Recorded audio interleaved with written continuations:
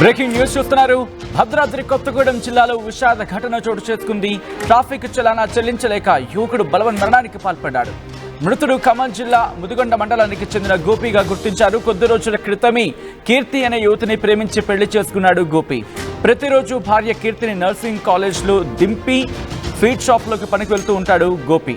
ఈ నెల 16న drunk and డ్రైవ్లో తాగి దొరికిపోయాడు గోపి. డ్రంక్ అండ్ డ్రైవ్ కేసుపై విచారణకు హాజరు కాలేదు గోపి.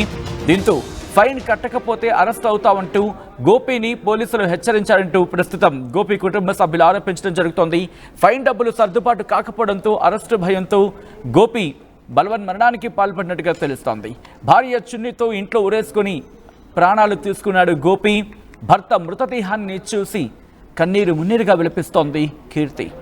గోపి మృతికి పోలీసుల బెదిరింపులే కారణమంటున్నారు కుటుంబ సభ్యులు. తాము వేధింపులకు పాల్పడలేదంటున్నారు పోలీసులు.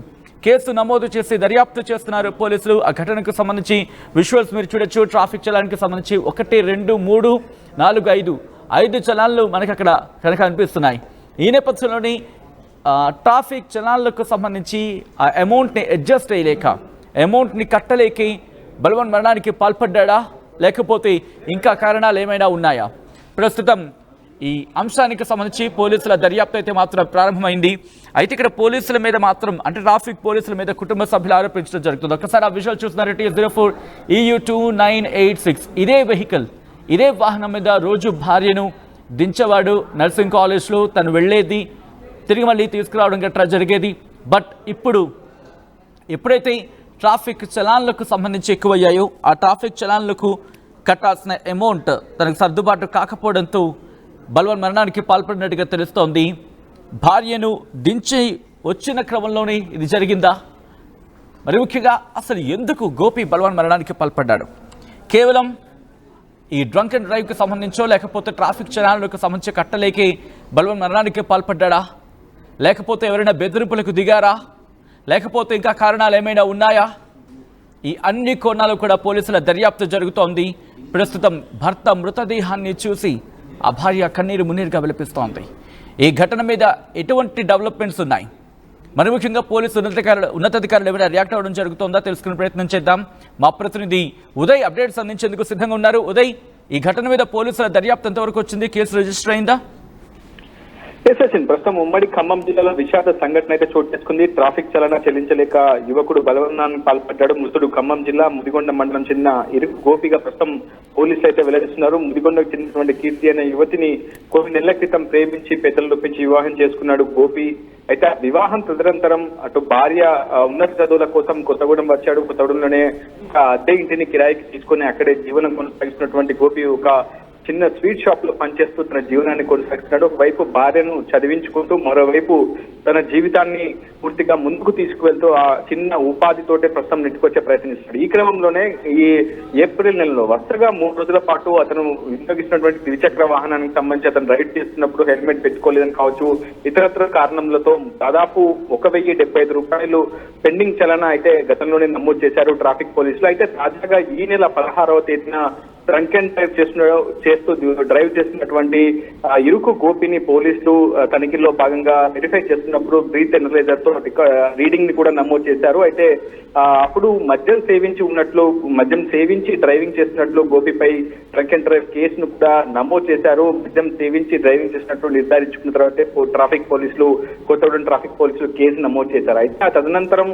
తరచుగా ఉదయం తన భార్యను కాలేజీలో డ్రాప్ చేసి ఆ తర్వాత తను పనులకు వెళ్లాల్సి వస్తుందని పోలీసులకు కూడా వివరించే ప్రయత్నం చేశారు. అయితే పోలీసులు కూడా మరుసటి రోజు మేజిస్ట్రేట్ ఎదుట డ్రంక్ అండ్ డ్రైవ్ కేసు విచారణ నిమిత్తం హాజరు కావాలని చెప్పి కూడా గోపికి సూచించారు. అయితే ఖచ్చితంగా తాను హాజరవుతానని చెప్పినటువంటి గోపి ఆ తర్వాత మాత్రం మెజిస్ట్రేట్ ఎదుట కానీ పోలీసులకు విచారణ కానీ సహకరించడం అనేది జరగలేదు. అయితే పోలీసులు కూడా తరచుగా ఫోన్ చేయడం, ఖచ్చితంగా మెజిస్ట్రేట్ ఎదుట హాజరు కావాల్సి ఉంటుంది, లేదంటే అరెస్ట్ వారెంట్ ఇష్యూ అవుతుంది, అరెస్ట్ చేయాల్సి వస్తుంది, జైలుకి వెళ్లాల్సి వస్తుందని కూడా పోలీసులు గోపికి పలుమార్లు కాల్ చేసి చెప్పినట్టు కుటుంబ సభ్యులు ఆరోపిస్తున్నారు. తరచూ పోలీసులు చేసేటువంటి వేధింపుల వల్లే తన భర్త ఆత్మహత్యానికి పాల్పడ్డాడని అటు గోపి భార్య కీర్తి కూడా ప్రస్తుతం చెప్తోంది. అయితే మనం ఆర్టీవీ కూడా స్పెసిఫిక్ గా సంబంధిత ట్రాఫిక్ శాఖ పోలీసు అధికారులను కూడా సంప్రదించింది. ట్రాఫిక్ పోలీసులతో పాటు 1 టౌన్ పోలీసులు కూడా సంప్రదించినప్పుడు ఎక్కడ కూడా తాము గోపిని వేధింపులకు గురి చేయలేదు, కానీ మెజిస్ట్రేట్ ఎదుట మాత్రం తప్పనిసరిగా హాజరు కాదు అని మాత్రం సూచనలు జారీ చేశామని చెప్పి ప్రస్తుతం పోలీసులు చెప్తున్నారు. మరోవైపు కుటుంబ సభ్యుల వర్షన్ మాత్రం వేరొకలాగా ఉంది.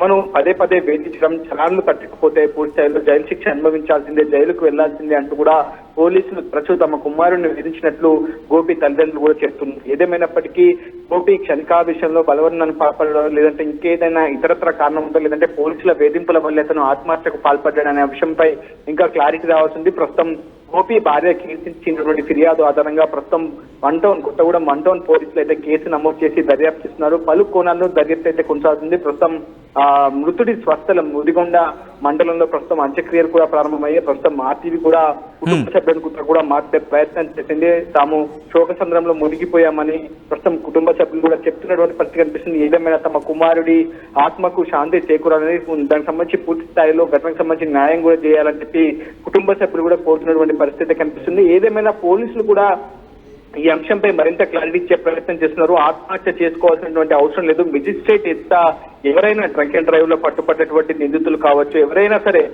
మెజిస్ట్రేట్ ఎదుట తమ నిస్సహాయ స్థితిని కావచ్చు, ఆర్థిక పరిస్థితిని చెప్పుకుంటే ఖచ్చితంగా మెజిస్ట్రేట్ మానవతా దృక్పథంతో కొంత పనిష్మెంట్ ఇచ్చే అవకాశం ఉంటుంది. కాబట్టి ఆ దిశలో ఆలోచన చేయాలని, ఇలా 1, 2, 4,000 జరిమానా చెల్లించేందుకు ఇలా ఆత్మహత్య చేసుకోవడం, బలవన్మరణానికి పాల్పడడం సరైంది కాదని చెప్పి పోలీసులు చెప్తున్నారు.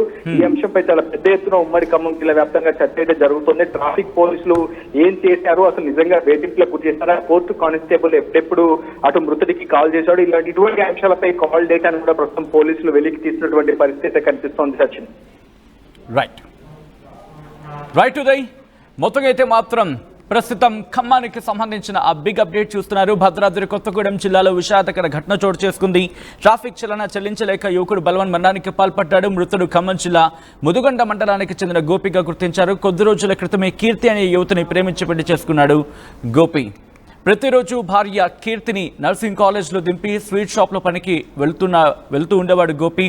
మీరు చూడొచ్చు, డ్రంక్ అండ్ డ్రైవ్లో ట్రాఫిక్ పోలీసులు చెక్ చేస్తున్న సందర్భం ఒక్కసారి మీరు చూడొచ్చు. ఆ నేపథ్యంలోని తనకి డ్రంక్ అండ్ డ్రైవ్తో పాటు మరికొన్ని ట్రాఫిక్ చలాన్స్ పడినట్టుగా తెలుస్తోంది. ఆ ట్రాఫిక్ చలాన్లకు సంబంధించిన అమౌంట్ సెట్ కాక అమౌంట్ని కుదుర్చుకోలేకే బలవన్ మరణానికి పాల్పడ్డా, లేకపోతే ఇంకా కారణాలు ఏమైనా ఉన్నాయా?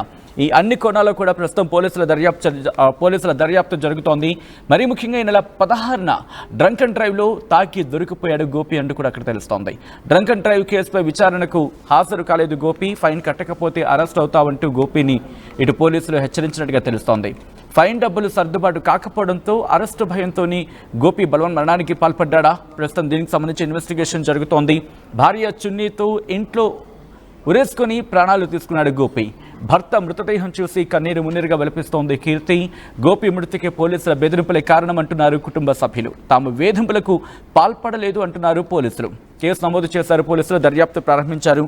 ఈ నేపథ్యంలో మీకేమనిపిస్తోంది? ఎందుకంటే ఎక్కడో చోట ఏదో ఒక సందర్భంలో ఈ స్టోరీ చూస్తున్న వాళ్ళు ఎక్కడో చోట చలాన్ విషయంలో మీరు చూస్తుంటారు. ఎక్కడైనా ఇష్యూ ఫేస్ చేశారా? మరి ముఖ్యంగా పోలీసులు ఎక్కడైనా వేధించే ప్రయత్నం చేశారా? ఈ అంశానికి సంబంధించి మీరేమనుకుంటున్నారని కామెంట్ చేసే ప్రయత్నం చేయండి.